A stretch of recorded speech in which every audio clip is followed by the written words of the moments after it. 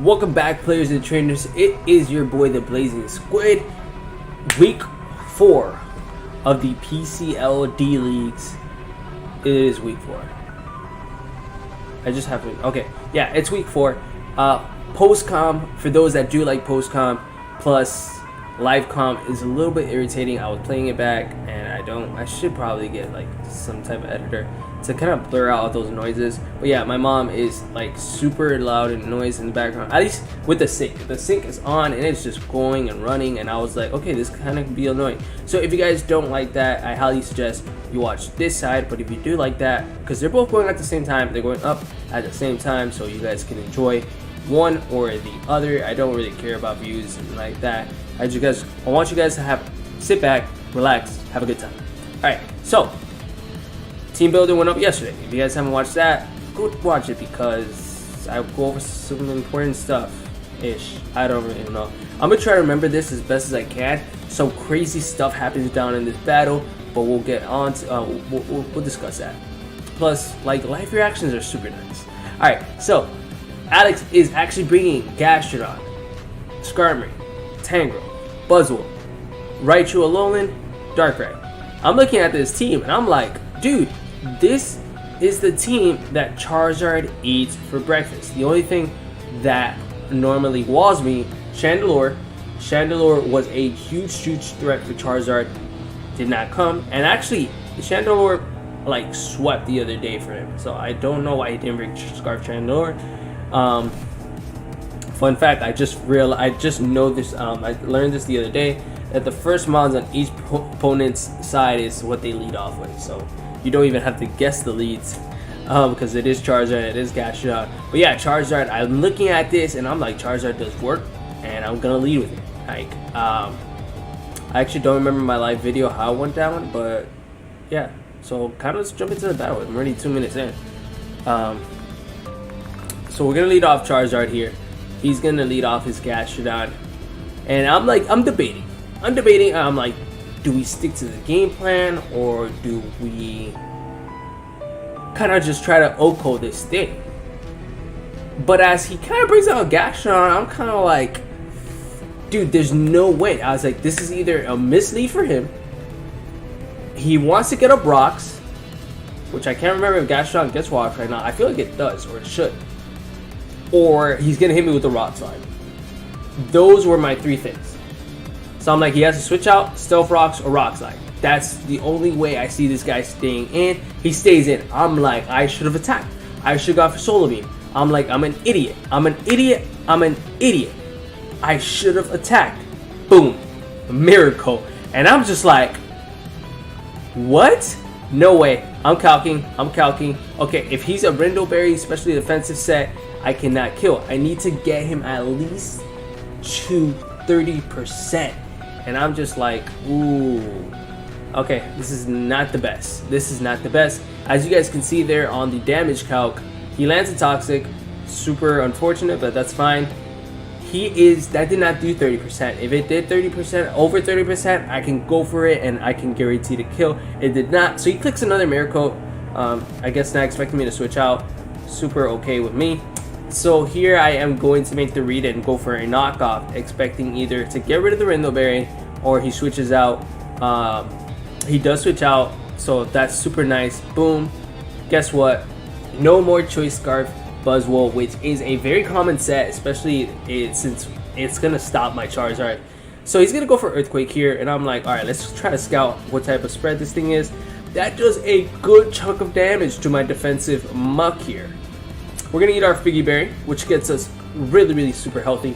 See, 183 out of 210. That's already looking like thing. So I stay in because of the fact that I knew he couldn't kill me with no move whatsoever. Plus, Flamethrower in the sun did that much damage. So that's super nice. I'm gonna switch out here, expecting him to go for another Earthquake. If not, go for a Superpower. And Heracross really is gonna be able to eat up this hit no matter what. Yeah, you can skip to the next song. Alright, so there's a good chunk of damage. I'm like, okay, that does some damage. It does some damage, but I'm not worried. Alright, so I'm a hard switch out. He doesn't know I'm Choice Scarf yet, though. He can't know because of the fact that I'm naturally faster. I'm gonna switch to Manaphy, expecting him to pull out a double into I don't know what, but into something. Oh, Skarmory. Actually, I think I did expect the Skarmory. I think I did. I just didn't remember he was gonna switch on Skarmory. So I was mentioning this is a perfect opportunity to set up that Tail Glow. You guys got it right. We're setting up that Tail Glow. We're looking super nice. Manaphy is going to be a threat now. Only way he can eat this up is if he's a Yachi Berry or an Assault Vest. No Yachi Berry, so this thing is dead, except it is an Assault Vest. Very, very thick Mon here. Alright, so he's going to go for knockoff. That does, if I'm not mistaken, that did about like 15 to 20%. So I was like not super worried. Surf did about 30% from the range that he was at. So I'm like, I'm going to click it. We're done so, Funzo. He actually makes the read and goes into Astronaut. So I'm like, okay, this guy's in my head. Maybe he's going to make another read. I'm just going to go for my Energy Ball. From the range that he's at, it actually kills. He stays in, eats the Rindo Berries, and it does kill. So Manaphy's picking up the first kill of the game here. Super, super nice. One for Manaphy, two Manaphy. Alright, so he's going to go into Light Raichu. Super, super awesome. I'm running calcs. A Life Orb Raichu does not kill. Except a Zimu Raichu does kill. So I was hyped though. I was like, he was taking his time. He was calking. And I was like, bro, please don't be Life Orb. Please don't be Life Orb. Please don't be Life Orb. I'm actually super shocked though. He did bring this set knowing I have Zero Aura on my team. Or even the Zydog. So that's super like... I was shocked. That was his Electrum Z. So I'm gonna send in Oscar. Remember the game plan. We have Pursuit, especially for this bad boy right here. We're gonna click it. He actually is gonna hard switch out, so that Pursuit is going to be a clear KO for Alolan Muck here. And Muck is still super healthy to the point where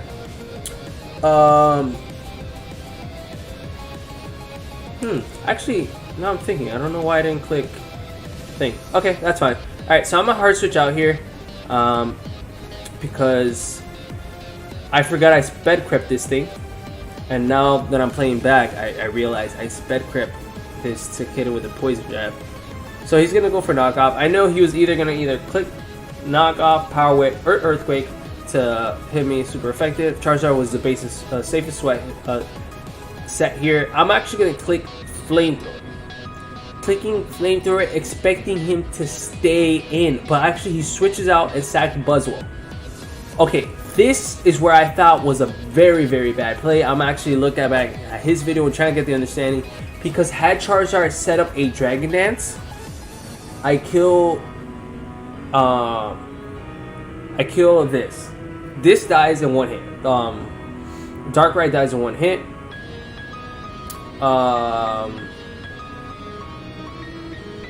Who else dies in one hit? Darkrai dies in one hit. Tangrowth dies in one hit. Buzzwole dies in one hit. Like everything, Skarmory dies in one hit, but it has 30, so whatever. Alright, so here, I switch out into Muck, knowing Muck is my best special defensive ball. As he shows off the Thunderbolt, I'm okay with that. I expected him to switch out into Skarmory, trying to take the Poison Jab here, because it's my stab. As he reveals, he has Nasty Plot. So I'm like, okay, at least we know he's Life Orb. So what we have to do here is kind of dwindle him down enough to where I can kill with a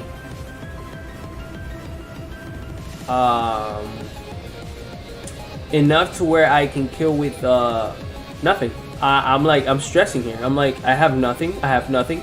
So basically what I do here is I run the clock. Knowing I have the Scarf Heracross in the back, feeling he's gonna feel safe. But boom, bada bing, we outspeed, we get this close combat off. The only way I was able to kind of bait this is by actually, you know, as I was mentioning, running the clock. Running the clock was the best way to bait him to not switch out here. Alright, so now I'm kind of thinking here, I'm at +1 Heracross. His best bets are either to bring in that Skarmory here. I'm just gonna click a close combat, because this opens the door for the numero uno Pokemon on my squad. Mega Charizard Y. You guys can already know how this game finishes out. He's going to click Brave Bird. It's going to kill my Heracross. Sorry, Heracross, but it had to be done. Next up, we bring in Charizard. Charizard is able to flamethrower both the Skarmory and be able to flamethrower the... Oh, nice to know he was lefties. I did not realize in game he was lefties. So yeah, we're just gonna flamethrower. We're gonna kill these next 2 mods with Charizard. So Charizard picking up 3 kills this game, Manaphy picking up 1 kill, Muck picking up another, and Heracross 1. So for the mods putting in work, as we mentioned, Charizard Y was the biggest threat to this team. Tank, I just kind of used as death fodder. Tapu Lele didn't even have to touch the field. I think the problem with Tapu Lele was like I don't think I took a Dark Pulse from +2. I can calculate real quick for you guys as this game finishes out here. Oh yeah, that did about 99% by the way too. I mentioned that in the other video. So Tapu Lele. And we're gonna walk away with a 3-0 against thing there. As I was mentioning, just Miracle was an amazing prep. I will admit, Miracle was amazing for him to prep with and stuff. But in the end, it kind of. Oh wow! I think it kills +2. Yeah, Darkrai. Wow. Yeah, I had nothing for it. It kills my Tapu Lele.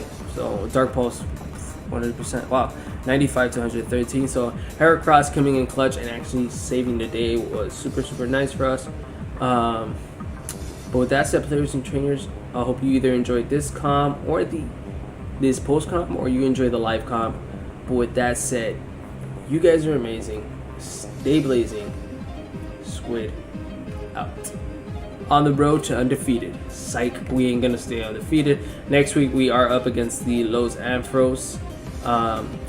In the other video I do mention that I thought it was because he's Hispanic, but then I realized he's from California, and in California you have Los Angeles, so Los Ampharos, Los Angeles, put 2 and 2 together and you got yourself a peanut butter and jelly sandwich. With that said, players and trainers, we do face him next week. Hopefully he has the scariest team I believe in the league. It's just super broken having Mew, Zygarde, Tapu Fini, and Mega Metagross all in the same squad. But at the same time, he is currently 3-1, so we could potentially, I think we could do this. We're 4-0, he's 3-1. I think either that or we can give him a a run for his money. A run for his money. But with that said, Storm is, in my opinion, the #1 player at the moment. Dreadful Dragonite has the scariest team, and I'm just the Blazin Squid with an average team. Peace.